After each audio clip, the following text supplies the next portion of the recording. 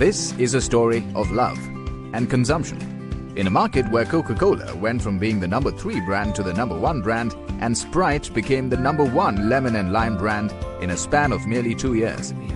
Today we'll understand what drives love and consumption for KO sparkling brands as well as competitive brands in Pakistan.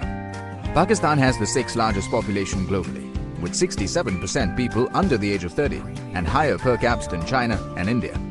It is also PepsiCo's 6th largest market. And not long ago, Pepsi and Mountain Dew were the largest sparkling brands of the country, with Coca-Cola trailing behind. However, Coca-Cola has now overtaken competition, both in terms of brand love as well as consumption. We'll talk about Cola's lemon and lime and orange, but we'll start with the basics. Why do consumers like Coke? It's Coca-Cola's refreshment, visibility, along with the youthful and cool persona of the brand that makes it appropriate in the social context, which makes consumers like Coke. Coca-Cola has developed strength on refreshment and should continue to leverage it as the core product intrinsic and category driver. But this isn't enough to make consumers love the brand. To move consumers from liking the brand to loving the brand, Coca-Cola has to do more. For consumers to love brand Coke, it needs to expand its consumption occasion base and be in the moment by showcasing uplifting moments with friends and authentic moments of happiness with family. Among occasions, meals are critical. However, instead of focusing on a generic meals message, a unique communication centered on family bonding can create a stronger connect with different segments of consumers, particularly women. For men, refreshment, music and cricket are key pillars in the Friends context. And to build an even stronger youth connect and establish itself as a cool brand, Coke should continue building music through Coke Studio. So, will building love make consumers drink Coke more often?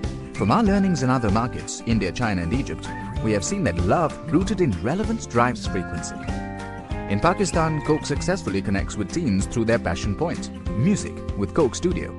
Its cool, youthful and contemporary image helps drive relevance for Coke among its target audience. Thus, increasing relevance of Coca-Cola as well as strengthened love is helping drive consumption for the brand. Let's talk about Sprite now. It has overtaken competition to become the number 1 lemon and lime brand of the country. In this category, extrinsics are critical in driving equity, while intrinsics play a key role in driving consumption.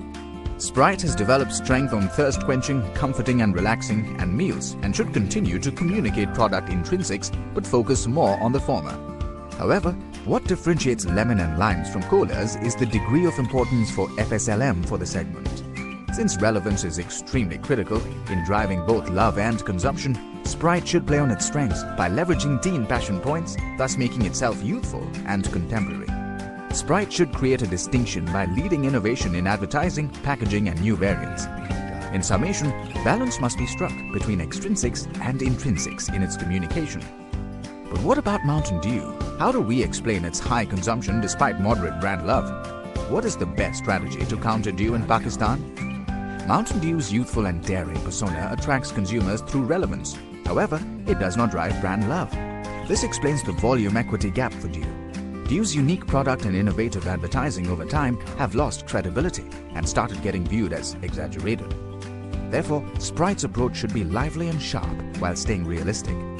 Since they both share similar social occasions of consumption, Coke can counter Dew by reinforcing itself as a brand that provides refreshment in uplifting and energizing moments with friends. Therefore, the optimal strategy to counter Dew is a simultaneous attack from both Coke and Sprite on an occasion and extrinsics front. Lastly, the orange segment, relatively smallest but the fastest growing. Over time, Fanta has closed the gap with Mirinda on both consumption and brand love, but falls short on equity. We have seen that Mirinda KBIs follow Fanta closely, even if Mirinda isn't airing. So then, how do we differentiate Fanta versus Mirinda to the consumer? For tweens, love is driven by fun, while for moms, it is more about the intrinsics. Fanta's strength is its youth connect. However, Mirinda's relevance is due to its stronger legacy and larger distribution footprint. It is critical to strengthen relevance through key intrinsics of taste, association with food and music. Since 86% of Fanta's consumption is at home, it is important to activate fun and play. Fanta should differentiate itself from Mirinda by creating uniqueness through innovations like new packaging and flavors. Advertising has to be supported by stronger distribution in order to drive P4W consumption to overcome Mirinda's legacy. So, KO seems in a good position, with growth being observed across brands in all segments.